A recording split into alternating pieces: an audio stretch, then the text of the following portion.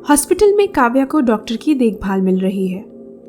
इसकी हालत गंभीर है, लेकिन हम पूरी कोशिश कर रहे हैं कि काव्या को जल्दी ठीक किया जा सके। क्या इसका इलाज संभव है डॉक्टर साहब? हम पूरी कोशिश कर रहे हैं, पर थोड़ा समय लगेगा।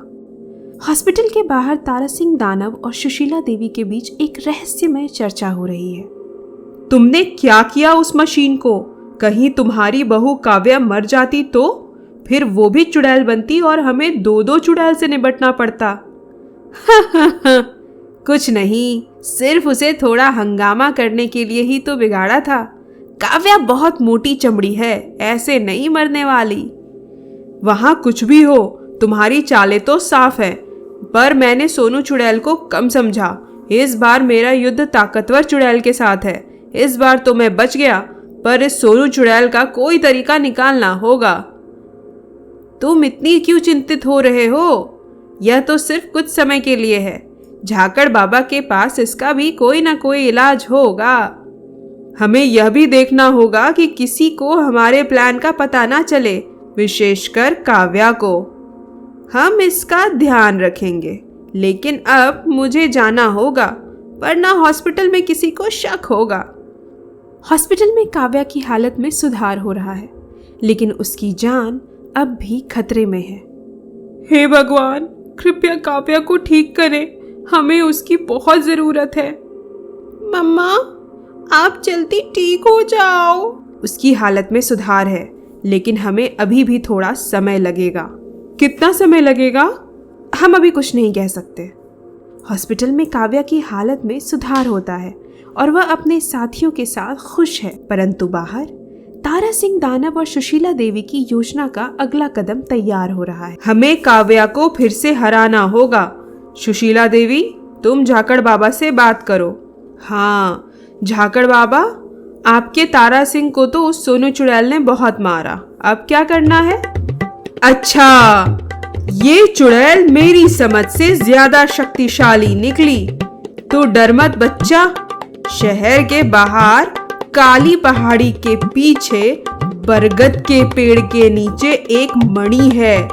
बस तारा सिंह को बोल कि वो लेकर आए, फिर देख वो उस चुड़ैल का क्या हाल करता है।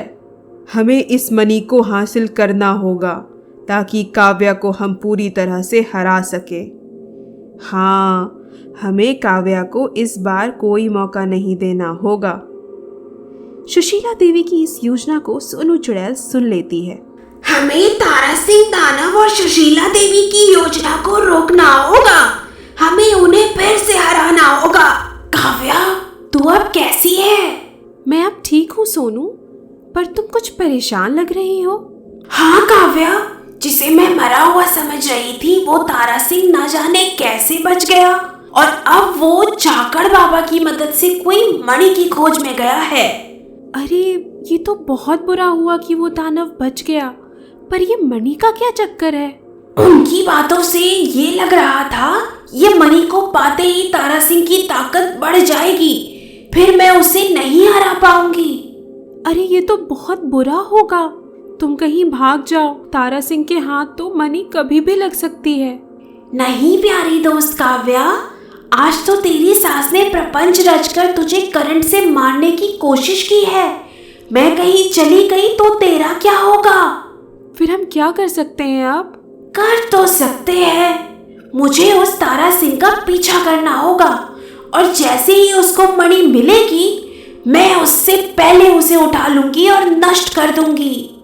अरे ये तो बहुत खतरनाक होगा, तुम अपनी जान क्यों मेरे लिए मुश्किल में डाल रही हो? अरे मेरी भोली काव्या, मैं तो पहले से ही चुड़ैल हूँ, मेरी जान कैसे जाएगी? हाँ, मैं कुछ नहीं जानती, तुम बस कहीं भाग जाओ। नहीं काव्या, सबकी भलाई इसी में है कि हम इस प्लान को अंजाम दें। अब मैं चलती हूँ, कहीं वो तारा सिंह दूर ना निकल जाए। तारा सिंह झाकड़ बाबा से गाइडलाइंस लेकर मणि की तलाश में निकल गया है। मणि की खोज, यह नया मुकाबला कैसे पूरा होगा, और क्या तारा सिंह दानव और सुशीला देवी की योजना को सोनू चुड़ैल रोक पाएगी? यह जानने के लिए हमें अगले एपिसोड का इंतजार करना होगा।